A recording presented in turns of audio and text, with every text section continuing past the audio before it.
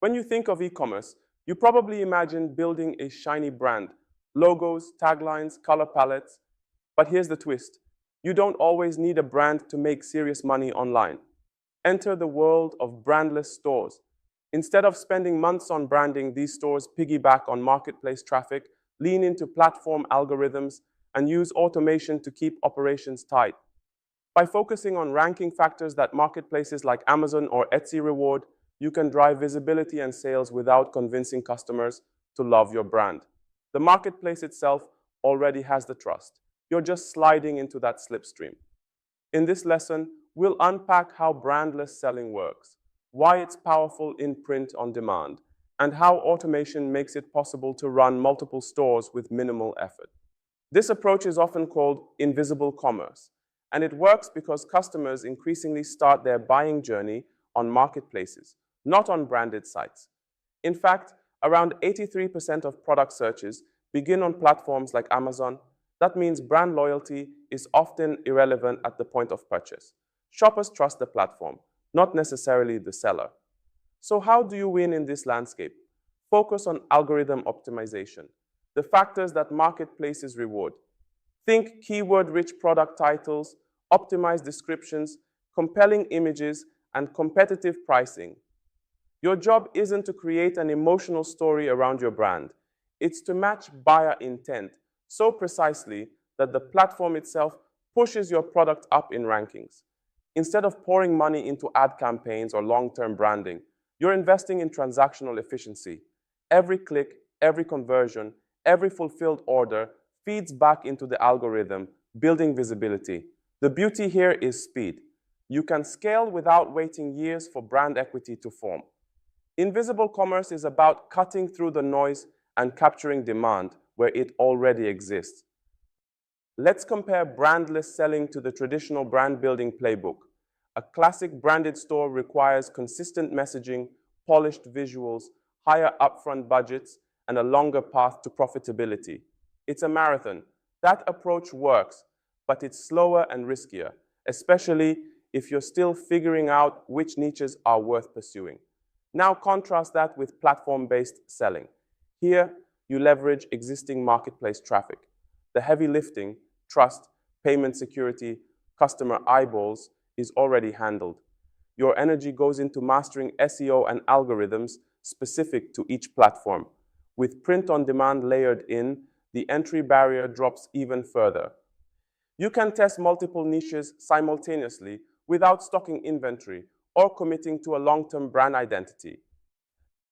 This is where the model shines. Instead of betting everything on one branded storefront, you run multiple brandless stores as experiments. Each one teaches you what buyers respond to, and the losers can be cut quickly with minimal cost. The winners, you scale them into reliable revenue streams. This trial and error approach is faster, cheaper, and far more forgiving than traditional branding. Of course, running multiple storefronts could turn into a nightmare if you did it manually. That's where automation changes the game. Auto listing tools like SureDone or Sellbrite let you publish products across Amazon, Etsy, eBay, Walmart, and more with a few clicks. Instead of creating 10 separate listings, you set it up once and push it everywhere. Then comes pricing. Marketplaces are competitive. Prices shift constantly. Dynamic pricing algorithms help you stay profitable while remaining competitive. They monitor competitor prices, adjust automatically, and ensure you're never undercut so far you lose margins. Inventory is another headache solved with automation. By syncing stock across all channels, you prevent overselling. No more "sorry, we're out" emails that kill customer trust. With these tools in place, a single operator can realistically manage 15-20 storefronts while spending only a few hours each week. That's the power of automation. It turns complexity into a manageable, streamlined system. One of the biggest advantages of brandless stores is the ability to test white label products quickly. Since you're not tied to a single brand identity, you can explore multiple niches simultaneously. If a niche underperforms, you pivot. No sunk costs, no damage to a central brand reputation. Consider operator JK394. They launched 32 print-on-demand storefronts in different categories.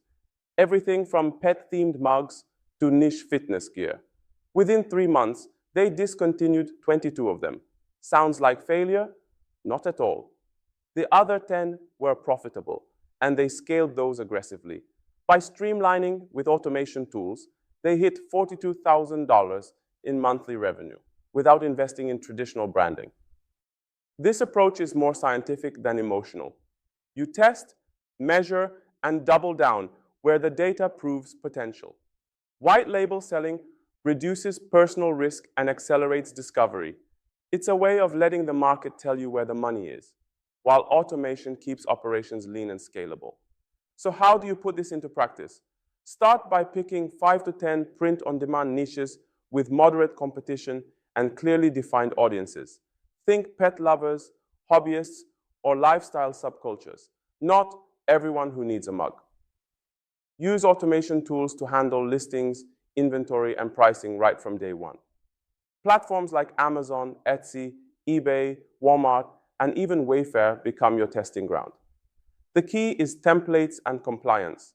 Each platform has its own quirks, and automation works best when your product listings follow a repeatable structure. Once set up, give your stores 30 days of live data. Then apply the Pareto principle. Focus on the top 20% of niches that deliver the majority of results. Reallocate your time, ad spend, and product expansion toward those winners. Over time, this creates a cycle.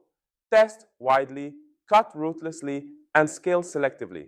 Within months, you can build a diversified portfolio of brandless stores, each producing steady revenue with minimal upkeep. It's not glamorous, but it works. And in our next lesson, we'll pivot from profitability to principles. Lesson 9 dives into ethical e-commerce for long-term success. How to build systems that aren't just profitable, but sustainable and responsible in the bigger picture. Think of it as future-proofing your business for the long run.